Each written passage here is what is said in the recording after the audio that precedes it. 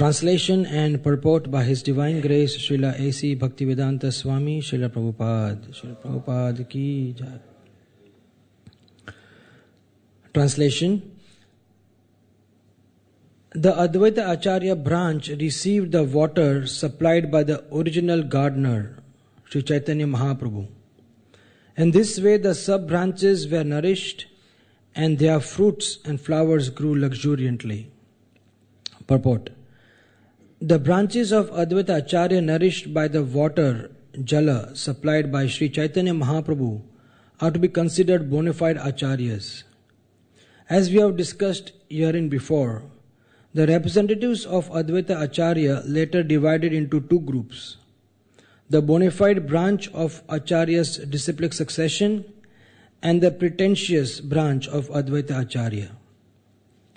Those who followed the principles of Chaitanya Mahaprabhu flourished, whereas the others who are mentioned below in the 67th verse dried up.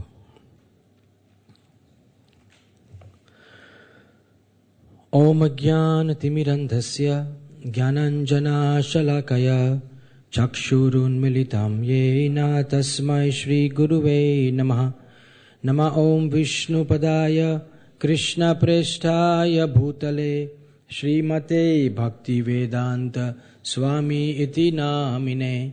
Namaste Saraswati Deve Gauravani Pracharine Nirvishesha Shunyavadi Paschatya Deshatarine Vancha Kalpa Tarubhyascha Kripa Sindhubhya Evacha Patitanam Pavanebhyo Vaishnavebhyo Namo Namaha. Namo Mahavadanyaya Krishna Prema Pradayate Krishnaya Krishna Chaitanya Namine Goratvishe Namaha. Panchatattvaakmakam Krishnam Bhakta Rupa Swarupakam Bhakta Avataram Bhaktakhyam Namami Bhakta Shaktikam. He Krishna Karuna Sindhu Deenabandhu Jagatpate Gopesha Gopika Kanta Radha Kanta Namostute Tapta Kanchana Gaurangi Radhe Vrindavaneshwari Vrishabhanu Sute Devi Pranamami Hari Priye. Jai Shri Krishna Chaitanya Prabhu Nityananda Shri Advaita Gadadhar Shrivas Adi Gaura Bhakta Vrinda. Hare Krishna Krishna Krishna Hare Hare Hare Rama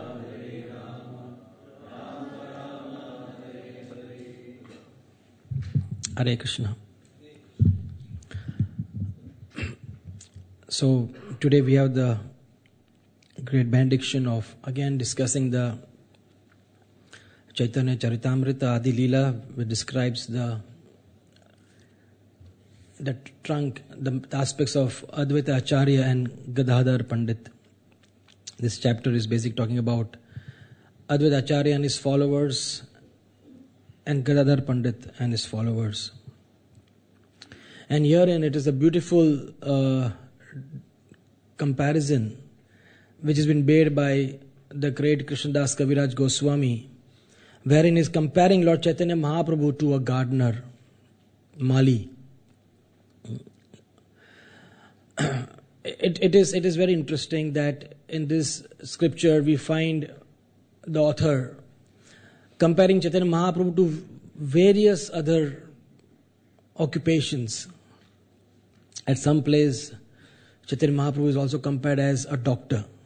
Aniche Aushadhi Maya Nashi Baro Lagi Harinama Mahamantra Lao Tumi Magi. He's saying, I have this medicine, Anishi Aushadhi Maya. What is the medicine? The medicine of the holy name. So he said, the world is suffering from this bhava rog, the disease of material existence. And Chaitanya Mahaprabhu has this medicine. Another place he is also compared to be like a wholesale dealer. He and Nityananda Prabhu have opened a marketplace. Namer Hata Koleche. Boro shukher khabor gai, Surabhi kunjete namer hate kuleche. Beautiful bhajan by Bhaktivinoda Thakur, where he says that in this beautiful place of Surabhi Kunj, many of us must have visited at Godrum Dweep, just very close to the house of Bhaktivinoda Thakur. There is this place, Surabhi Kunj, and he says that Nityanand Prabhu has opened a marketplace of the holy name.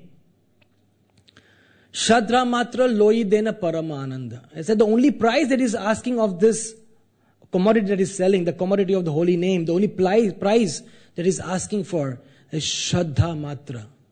Loi dena paramananda. He is just simply asking for one's Shraddha, faith.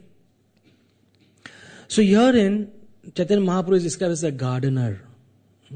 He's a person who is cultivating this big tree of devotional service.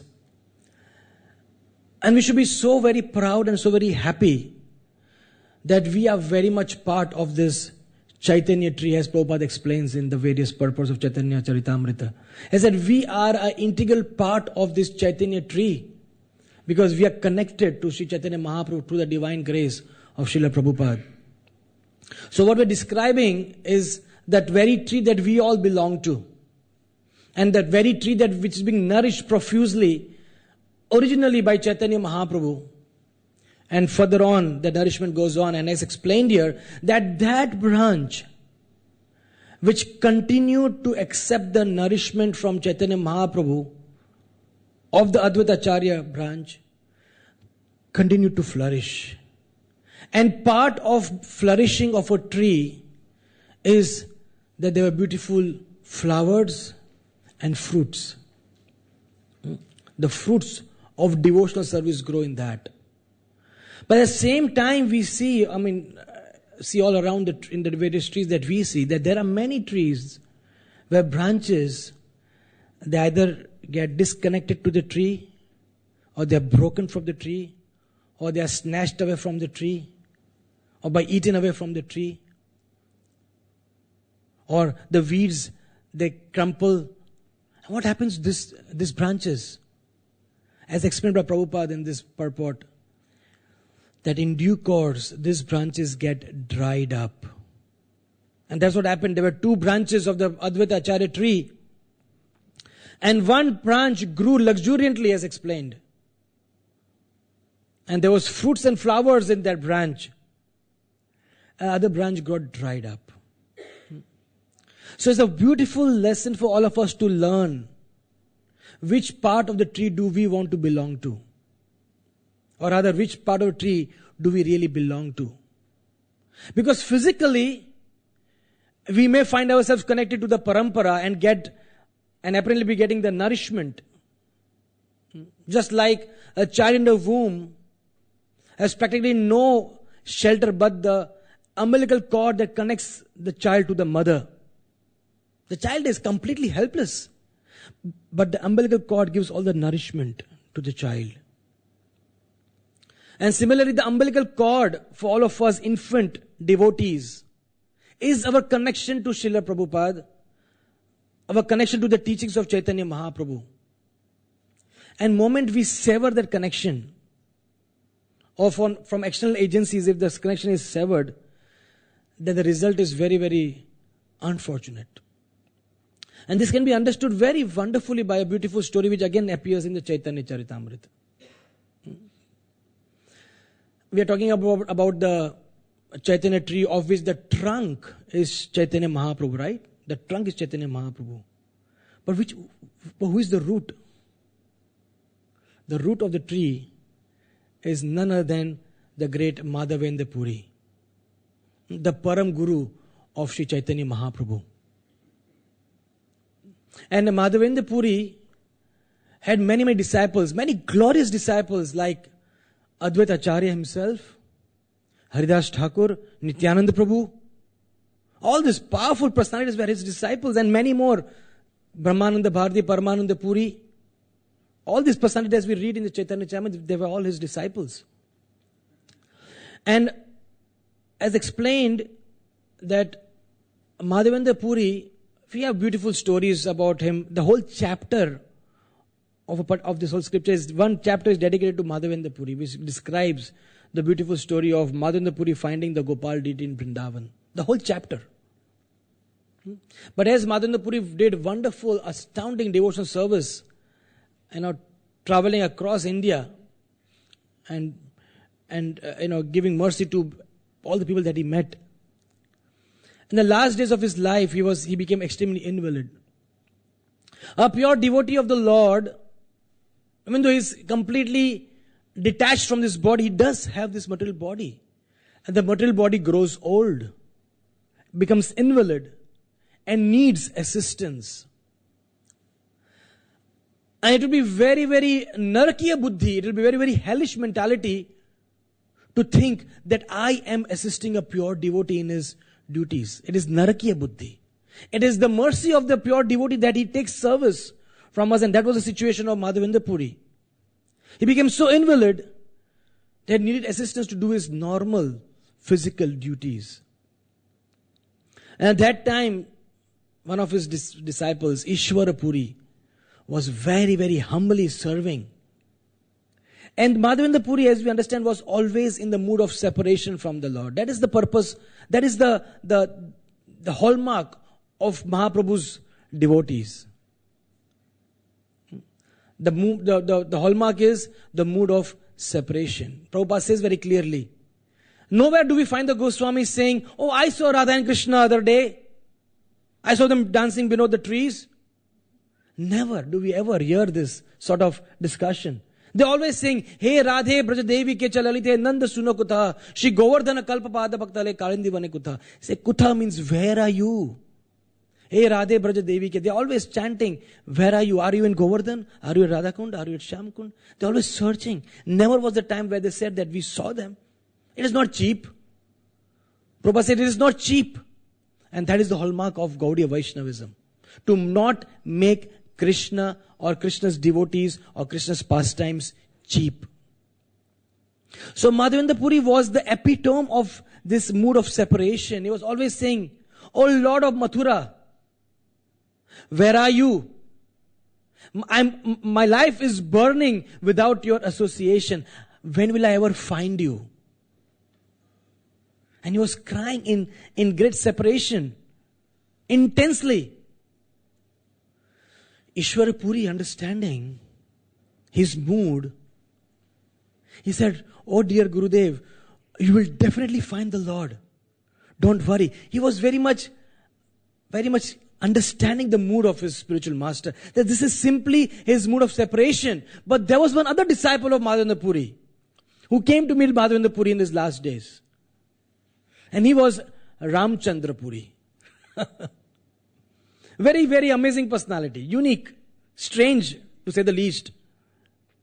He came and he heard Madhavendra Puri saying, oh Krishna, oh Lord of Mathura, where are you? I am not able to see you. And this person had the audacity to say, oh Gurudev, you don't see the Lord? Then you should meditate upon Brahman. You should meditate upon Brahman, and slowly you will have a higher understanding after meditating upon Brahman, and then you will see the Lord. And Madhavendra Puri in his last days was so disturbed. I said, I'm suffering the burning miseries of not finding the Lord, and this, Prabhupada used the word, rascal has come here to trouble me with this idea of seeing the Lord as in the form of Brahman. Get out from here. I don't want to even see your face. It displeased his spiritual master. We sing every day the Gurvashtak prayers. When we sing Yasya Prasada Bhagavad Prasada, Yasya Aprasada Nagaditu Topi. It is Yasya Prasada Bhagavad Prasada, Yasya Aprasada. It is not, we usually sing Yasya Prasada Bhagavad Prasada, Yasya Prasada. There is Aprasada. He said, if you want to please the Lord, then if you please the Guru, the Lord is automatically pleased. And Aprasad, if you don't please the Guru, there is no way you can please the Krishna. No way. You can do anything you want. So Madhavendra Puri was also part of that branch of Madhavendra Puri. Ishwar Puri was a branch of Madhavendra Puri, and even Ramchandra Puri was very much nourished by the same branch. But let us see what happens when Madhavendra Puri was in ecstasy and Ishwar Puri was very much understanding his mood and very much supporting, and he was not thinking that, oh, my guru is not able to do the basic duties without me. After all, I am assisting him. He was not in that mistaken consciousness. He was in the consciousness that my guru is allowing me to serve him. And contrary to that was our friend Ramachandra Puri. And he is saying, oh Gurudev, you meditate upon Brahman. And Madhavendra Puri was disgusted. So by his arrogance, Ramchandra Puri slowly but surely was getting disconnected from the nourishment of Madhavendra Puri. And let us see what it leads to. And while he was getting disconnected, at the same time, because of the wonderful service, humble service, submissive service of Ishwara Puri, let us see the result. Because we are all talking about the nourishment that a twig or a branch receives from the trunk, or rather how we can get ourselves detached. That's the theme of this verse. As the time went by, Ishwara Puri was given blessings by Madhavendra Puri on the last days. Then may you get Krishna Prem. That was a blessing. Isn't it wonderful to get such a blessing from the spiritual master? That he's so pleased with you that he is naturally raises his hands with profuse love in his heart. He says, oh my dear disciple, may you get Krishna Prem. Krishner Matir Astu, Krishner Matir Rahu. And may you always have faith in Krishna. And that was the natural blessings. Sometimes, we all are wanting blessings. And sometimes say, Prabhu, please give blessings. The blessings don't come when you nudge somebody. Prabhu, blessings, blessings, blessings. So, Guru, please give blessings. No, it doesn't come like that. Blessings are not something that you can induce. You can't induce blessings. Blessings are aroused by your humble service. You can never earn blessings. Shri Shri Radha Gokulanand ki jai. Shri Shri Sitaram Lakshman Hanuman ji ki jai. You can never earn blessings. You can simply serve and hope the blessings will come upon you. So Madhavendra Puri was profusely gave blessings to Ishwar Puri. Then may you get Krishna Prem. And will you enjoy always Krishna Bhakti. And what was the mood of Madhavendra Puri for Ramachandra Puri? Said, get this rascal out of my sight. And I want to get him out of my mind. Madhavendra Puri in due course left his body, went back to the spiritual world. He was the Kalpaviksha tree from the spiritual world. The desire tree from the spiritual world. He went back to the service of Radha and Krishna. Ramchandra Puri continued to be a fault finder. He was getting his nourishment not from the Chaitanya tree, but from his anarthas. Because he got himself disconnected to Chaitanya Mahaprabhu. Disconnected to Madhavendra Puri. And in due course, he became a most expert fault finder. After many years, he was in Jagannath Puri. And he called Jagadananda Pandit, who was a great sannyasi. I said, please come. He was very humble. He said, oh Jagadananda Pandit, I want to serve you. Please come to my house and I can feed you prasad. Naturally, when devotees are called for prasad, with great humility and we want to go there. And Jagadananda Pandit went. And the natural mood when you're feeding a devotee is that, please eat more. Please eat more. And he was serving more. So, no, I don't want. No, please eat more. Chaitanya Mahaprabhu's mood was that he would always feed devotees 5 times more than what they would actually eat. That was Mahaprabhu's movement. Of course, we should be a little careful about just not serving devotees. Sometimes it becomes unbearable. The love, it becomes unbearable. So Jagadananda Pandit was saying, no, Ramchandra Puri, enough. No, eat. Eat more. It's such a fortune that I'm getting to serve you. Eat more. So no, enough. And after he washed his hands, and Ramchandra Puri said, now I know. I had only heard till now that devotees of Chaitanya Mahaprabhu eat too much, but now I saw for my own eyes how much this person has ate. He ate as if the 5 people have eaten. And Jagannath Pandit said, what happened? Man, you forced me. But now I know this is the mentality of Chaitanya's devotees. They eat too much. Jivere Lala se ye uti uti dhai shishtodar padayana Krishna nahi paye. That if you don't control your senses, how will you ever get Krishna, he said. And you people, the followers of Chaitanya Mahaprabhu, have no sense control. You like to hog your way out back to Godhead. That's how. And Jagannath Pandit was saying, my God, he forced me. I was not eating. That was the mentality. And please understand, this fault-finding mentality does not just end with devotees. Many times we think, well, I have some problems with my devotees, but I have no problem with my guru. As long as my relation with my guru is good, no problem. My guru will take me back to Godhead. But my dear friends, it doesn't work like that. Your nature is your nature. It does not change with different people. That mentality continues. If you say lies to your family, you will in due course say lies to your godbrothers and godsisters.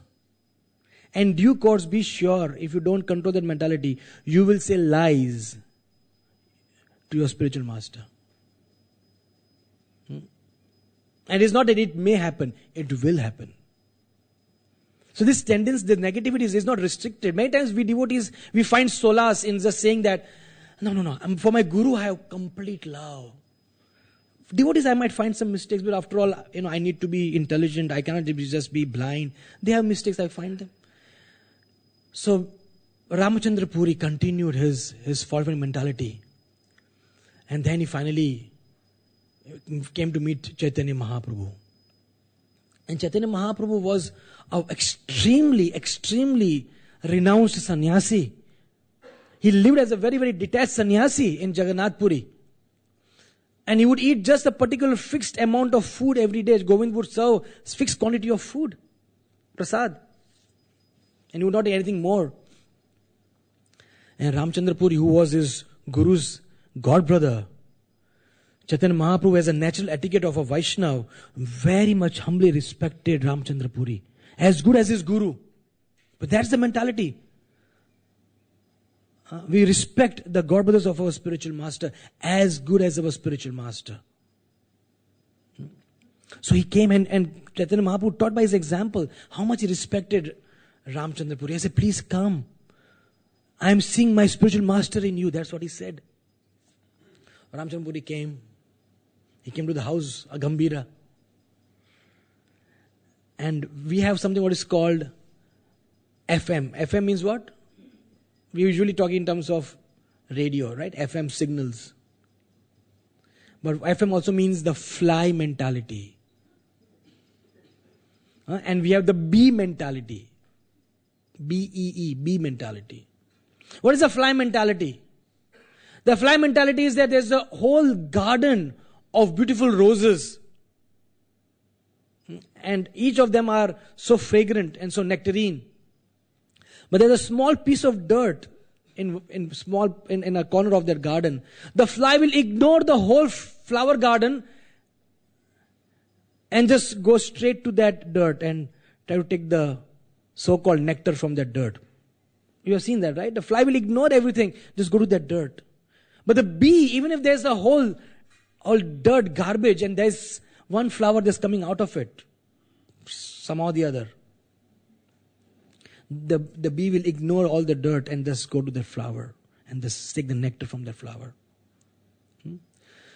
So Ramchandra Puri had his fly mentality on, and his all antennas were on. The fly mentality antennas were on.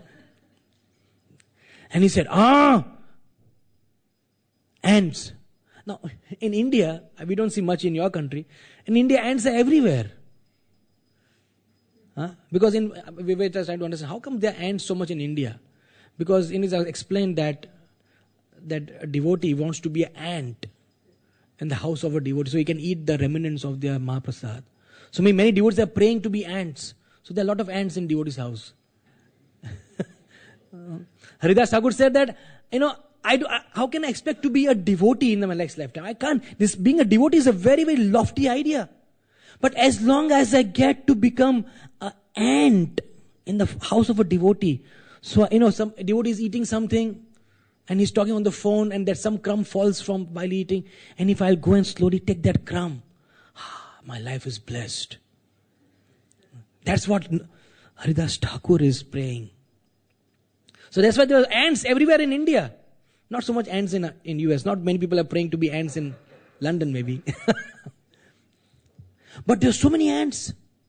And Ramchandra Puri said, ants, and there's a whole line of ants. There was no line. There was one ant here and one ant here and few ants just moving. There's a whole line of ants. That means there has been some sweets which have come to your house yesterday night. In the night time, you are a sannyasi, you are not supposed to eat luxuriant food. Bhalna khaibe, bhalna peribe is explained by sannyasi should not eat luxuriant food and not wear luxuriant clothes. But now I see in the night time where everybody is sleeping, very, very delicious sweets have come to your house, and that's why these ants are going to the sweet. You are eating very luxuriantly. This is what I know is the mentality, not only of your followers, but it comes from you, Chaitanya Mahaprabhu. He started finding faults in Chaitanya Mahaprabhu. And the devotees around going their way, closing their ears. Vishnu, what is this mentality of a person? Narkiya buddhi, hellish mentality. But Chaitanya Mahaprabhu said, whatever you say, because you are my spiritual master's representative. I said, no representative. You are eating sweets. I said, okay, I'll reduce my quantity of food from henceforth. Chaitanya Mahaprabhu, even though there was no fault, this is the way devotee functions. Many times we feel, no, I will want to fight for my right. If I am not wrong, I am not wrong. I will establish that I am not wrong and that person is wrong and I am right. Vaishnavism, my dear friends, is not about establishing right and wrong, at least in the devotee community. We are not here to establish that I am right and you are wrong. Because if you do establish that you are right and the other person is wrong, then you get a satisfaction for yourself that you establish yourself to be right and the other person is wrong. It is like winning the war but losing the battle. I mean, losing the battle but winning the battle but losing the war. But Vaishnavism is much beyond just being right and wrong.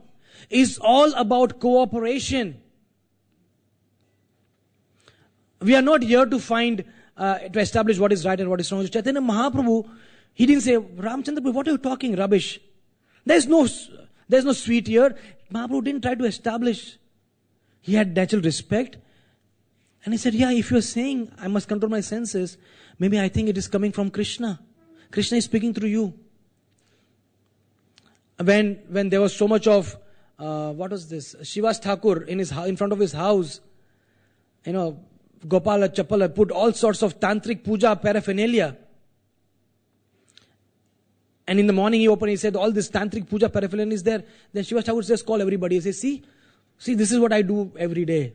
So all of you should not respect me. This is what I do every day. But nobody believed him. He didn't try to justify that how fallen Gopal Chapal is. See, he's trying to blaspheme me. Devotee is not trying to establish himself to be always right. Sometimes in managerial situations we may have to do that. But the mood is not that. Chaitanya Mahaprabhu said, okay, if you want, I'll reduce. And he reduced his quantity of food by half.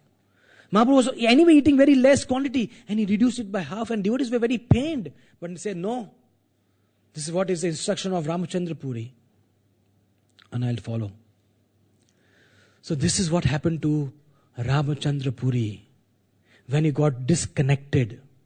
When he started getting dried up in Krishna consciousness, all that remained in his heart was fault-finding mentality. How unfortunate it is. And what happened to Ishwar Puri? Ishwar Puri went on to become the spiritual master of Sri Chaitanya Mahaprabhu. Because he was so humbly disposed in serving his spiritual master. He was so profusely nourished by the mercy of his spiritual master, that when Chaitanya Mahaprabhu, Nimai Pandit wanted to take initiation, he took initiation from Ishwarapuri. And there's a beautiful story just before initiation. Ishwarapuri came to Navadvip and he stayed there for a few months. And became very close to Advaita Acharya and Gopinath Acharya. And he was once at the house of Gopinath Acharya and he had written a book, the Krishna Lilamrita. And he was reading out from that book. And Gopinath Acharya was saying, this is nectar. And Nimai Pandit, who was in the mood of a scholar, that he had not yet assumed the role of a devotee, he came. And he came to the house of Gopinath Acharya. And devotees were so attracted to Nimai Pandit. That this person, he's so attractive, he's so beautiful. But either we can't just stay away from him because he's so attractive, but we can't just stay with him because the moment we stay with him, he starts talking all grammatical word jugglery. And devotees don't like word jugglery, right? We just like Krishna Katha. What is this technical word jugglery? Devotees don't like this usually. I said, when will this person become a devotee? Nimai Pandit said that by your blessings, he was telling all devotees, one day, I'll become such a devotee that none of you will be able to give up my association ever. But devotee said, but right now, that's not the case. So then he met with Ishwarapuri. And Ishwarapuri said, oh, who are you? Ishwarapuri was stunned to see his beauty. I said, who is this person? He's so attractive. I said, I'm Nimai Pandit, I'm a grammar teacher. Oh, you are Nimai Pandit. Very famous, because Nimai Pandit was very famous. What it would take months to teach somebody, Nimai Pandit would teach in one day. Super crash course. He was so expert teacher because you can't be a good teacher till you understood and digested the subject matter yourself. So he was such a brilliant teacher of Vyakaran, grammar, that he would teach students what it would take months to learn in one day. And people were flocking from all over the world to learn under Nimai Pandit, Vyakaran. And so you are so good at Vyakaran, so I want to give this book to you. Krishna Lilamrit. Please find if it is grammatically correct. Please edit it. And Nimai Pandit said, well, how can I find any fault in the devotee's writing? But still, if you tell me, I'll find. And he was reading the book.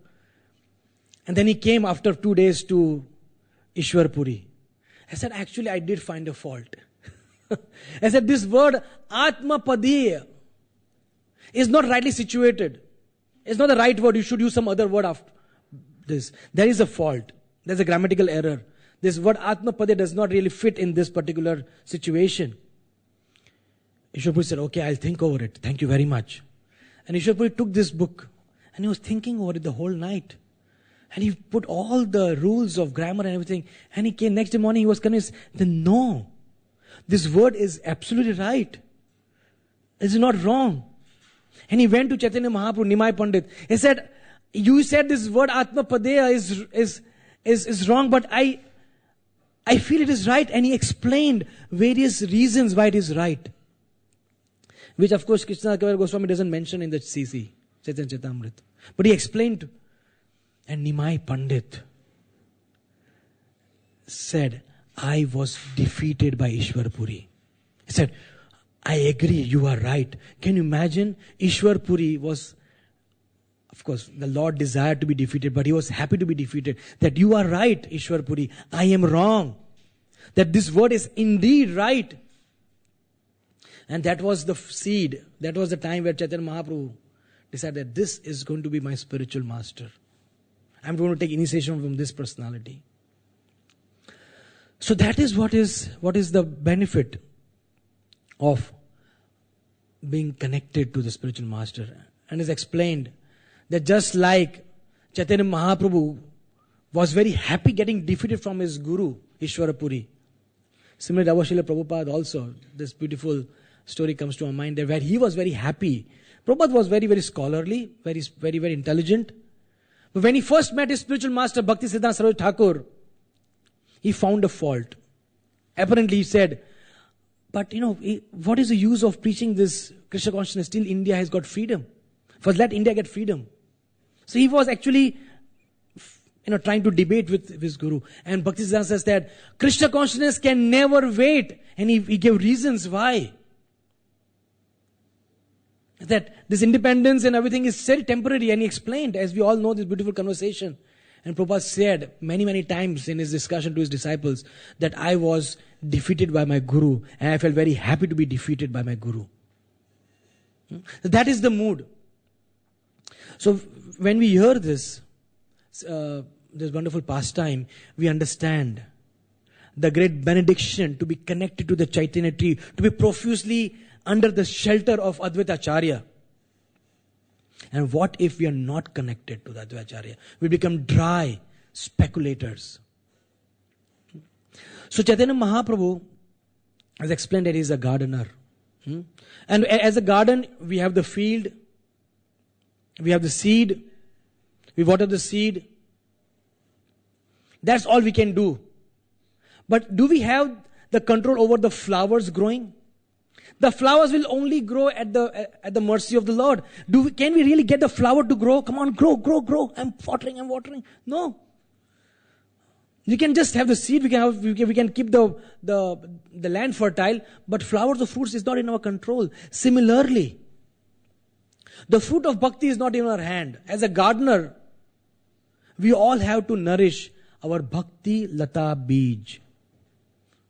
Brahmanda Brahmite Kono Bhagyavan Jiva Guru Krishna Prasada Pai Bhakti Lata Bij.